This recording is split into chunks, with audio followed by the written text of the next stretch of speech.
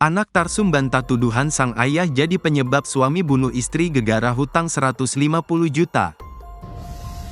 Ayo. Nyata tuh yuk. Hah? Itu nyata tuh. Anak Tarsum dan Yanti berinisial CP buka suara usai dituding jadi pemicu ayahnya bunuh ibunya gegara hutang judi 150 juta. Adapun anak Tarsum dan Yanti yang masih duduk di bangku SMP diisukan jadi pemicu ayahnya bunuh ibunya.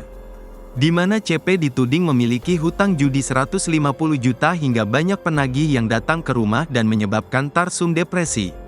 Kini terjawab sudah, CP anak korban dan pelaku yang diwakili keluarganya pun akhirnya buka suara.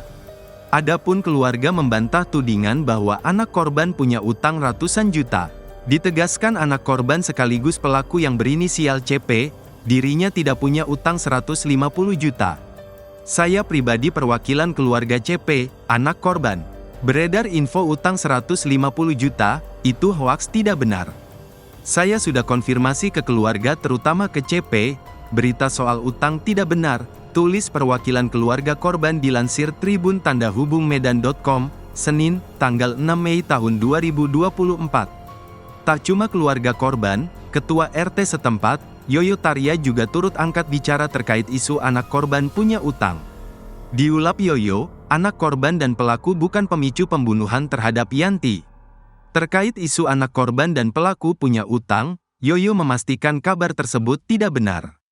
Sementara itu perihal isu anak korban punya utang, pihak kepolisian masih menyelidiki motif pembunuhan sadis yang dilakukan Tarsum. Download Tribun X sekarang, menghadirkan lokal menjadi Indonesia.